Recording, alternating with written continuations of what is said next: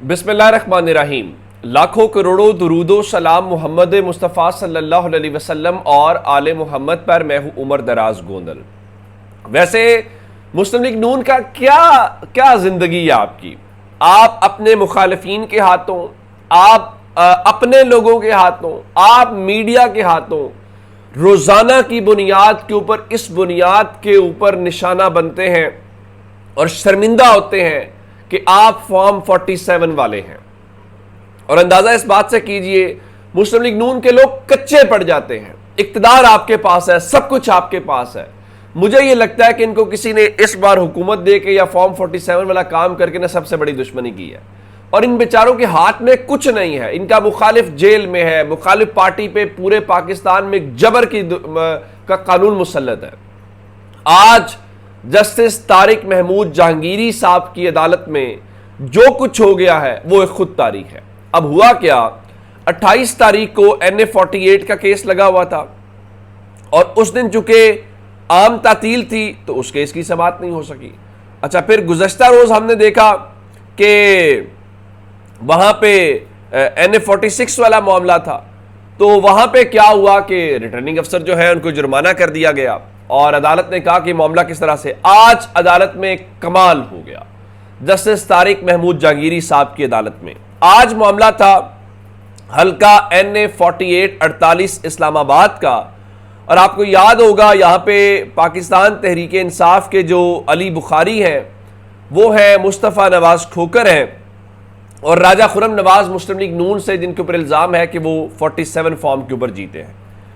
तो हुआ ये कि आज जब ये केस लगा तो चूंकि मुस्तफ़ा नवाज खोकर कह चुके हैं कि अपने फॉर्म 45 वो अदालत में जमा कराएंगे, तो आज अदालत ने हुआ ये कि उन्होंने एक तो इलेक्शन ट्राइब्यूनल में जवाब जमा न कराने और मुसद्दिका कॉपीज फराहम न करने, NA 48 से जो जीतने वाले लीगी उम्मीदवार राजा खुरम नवाज हैं उनको भी 15,000 जुर्माना कर दिया और रिटर्निंग अफसर को भी 15,000 रुपये जुर्माना कर दिया। इलेक्शन कमीशन से पूछा जाना चाहिए ना, आप तहरीक इंसाफ का बल्ला तो छीनते हैं, अब बाकी काम तो करते हैं। अब जब इलेक्शन ट्राइब्यूनल आपसे जवाब मांग रहे हैं, जवाब क्यों नहीं दे रहे अब आपके रिटर्निंग अफसर को वहां पे जुर्माना हो रहा है। हुआ क्या कि उन्होंने हर हलके को अलग अलग कर दिया। लाइक 46 को वो अलग देखेंगे, 47 है उसको अलग देखेंगे और जो 48 है उसको अलग से देखेंगे। अब पहले नंबर पे NA 48 वाला जब मामला आज शुरू हुआ है तो अदालत ने इस हलके के जो फॉर्म 45 है उनका मवाजना किया है। अच्छा, आप हैरान इस बात के ऊपर होंगे कि मुस्लिम लीग नून के बंदे को पता था उसके साथ होना क्या है, तो उसने अदालत में पेश होते सारी ये मौक़िफ़ अपना लिया, जी मुझे तो तस्दीक शुदा फॉर्म 45 ही नहीं मिले। तो जस्टिस तारिक महमूद जहांगीरी साहब ने कहा ऐसे कैसे, इलेक्शन कमीशन तो सब चीज़ें मुहैया करता है, जिसपे उन्होंने वो 15,000 का जुर्माना किया और उन्होंने रिटर्निंग अफसर को कहा कि आप आज भी गैर हाजिर हैं, आज जुर्माना करूं वरना जेल भेज दूंगा। और जब फॉर्म 45 का मवाजना शुरू हुआ तो मुस्लिम लीग नून का जो जीतने वाला बंदा है तो पीछे हट गया। उसने अदालत के अंदर फॉर्म 45 नहीं दिखाए और यह कह दिया जी मेरे पास सर्टिफाइड कॉपीज नहीं है। चले, एक सवाल अदालत कर भी सकती है और करना भी चाहिए कि अगर आपको फॉर्म 45 नहीं मिले, आपने कोई दरखास्त दी कि मुझे फॉर्म 45 दिए जाए? और अगर आपने दरखास्त दी तो क्या इलेक्शन कमीशन ने आपको वो फॉर्म 45 दिए या नहीं दिए, ये भी सवाल है। लेकिन इस वक्त सबसे बड़ी खबर क्या है कि ये जुर्माना भी हो गया, फॉर्म 45 का मवाजना भी हो गया। असल खबर यह है कि आप यूं कहिए कि पाकिस्तान तहरीक इंसाफ जो है उनको सीटें वापस मिलना शुरू हो गई हैं। NA 47 वाला मामला कल टेकअप हुआ, NA 48 वाला मामला आज है और अभी NA 46 के तक केस की समाअत अभी जो है वो बाकी है। अब क्या हुआ, जब अदालत ने एक एक फॉर्म 45 को मैच किया है तो तहरीक इंसाफ के रहनुमा अली बुखारी और मुस्तफ़ा नवाज खोकर जो माजी में पीपल्स पार्टी में थे और अब आज़ाद हैसियत में इलेक्शन लड़ रहे हैं, उनके फॉर्म 45 जो है वो मैच कर गए हैं। यानी जो फॉर्म 45 अली बुखारी का है वही मुस्तफ़ा नवाज खोकर का है, जिसका मतलब बड़ा सादा है कि तहरीक इंसाफ को ये सीटें वापस मिलना शुरू हो जाएंगी और लगता है इस सीट से उनका होगा।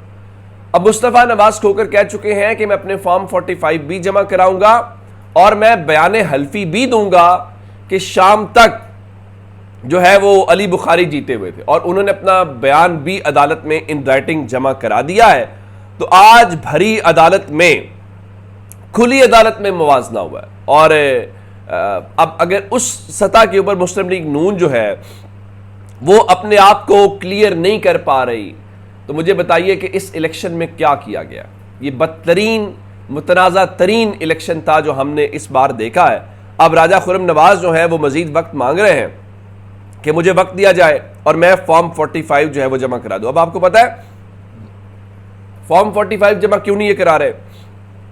चूंकि अदालत ने कह रखा है ना सिर्फ फॉर्म 45 जमा कराएं बल्कि 7 बयान हल्फी भी जमा कराएं। अब आप फॉर्म 45 जमा कराएंगे, बयान हल्फी भी जमा कराएंगे, तो जिस तरह फॉर्म 45 मैच कर गए हैं अली बुखारी के और मुस्तफ़ा नवाज खोकर के, तो आप तो झूठे साबित हो जाएंगे।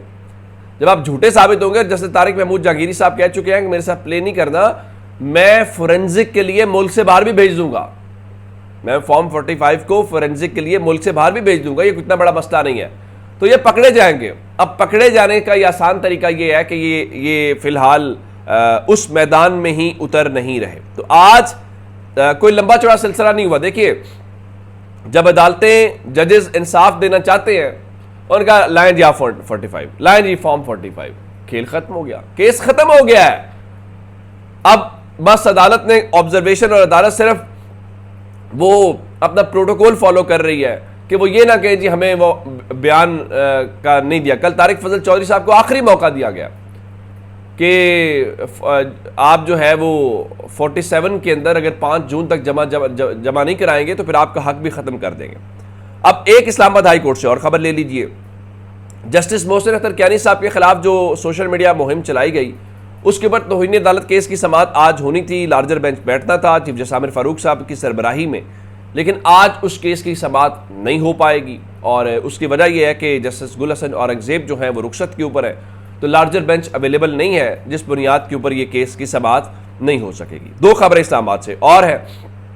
तहरीक इंसाफ के खिलाफ तो बहुत तेज होता है इलेक्शन कमीशन, और इलेक्शन से ऐन पहले बल्ला छीन के पाकिस्तान के करोड़ों वोटर्स का हक मारा जाता है।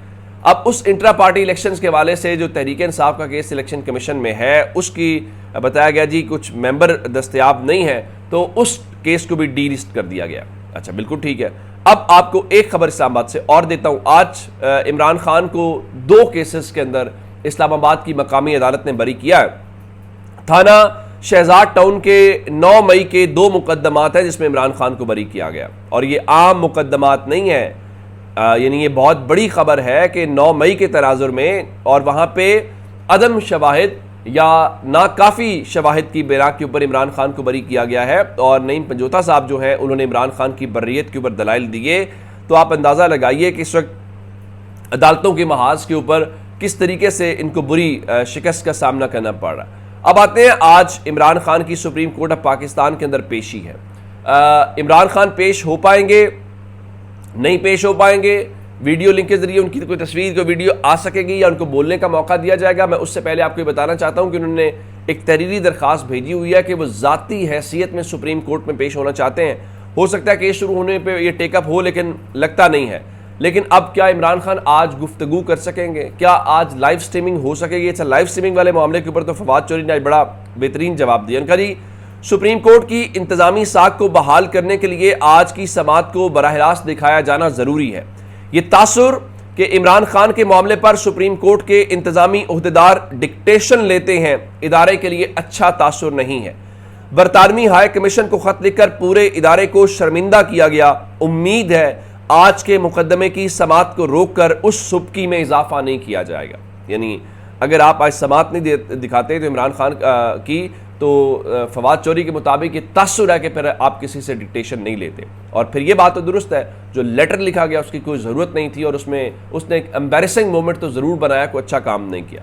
लेकिन क्या इमरान खान को आज बोलने का मौका दिया जाएगा? मेरे ख्याल आज वो ज़ाती हैसियत में पेश नहीं हो सकेंगे। असल मामला ये है, मखदूम अली खान जो हुकूमत के वकील हैं वो दलाइल देंगे और इमरान खान वीडियो लिंक के ऊपर पेश होंगे।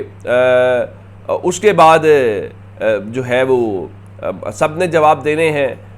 मुतासरीन के वकील फ़ारूक इसनाइक, अटॉर्नी जनरल, सूबाई एडवोकेट जनरल्स, तो इम्कान अभी नहीं है कि आप इमरान खान को बोलने का मौका दें, लेकिन इमरान खान को ज़रा कौम पे दिखाने की हिम्मत तो करें। अपना बहुत सारा ख्याल रखिएगा। खुदा हाफिज़।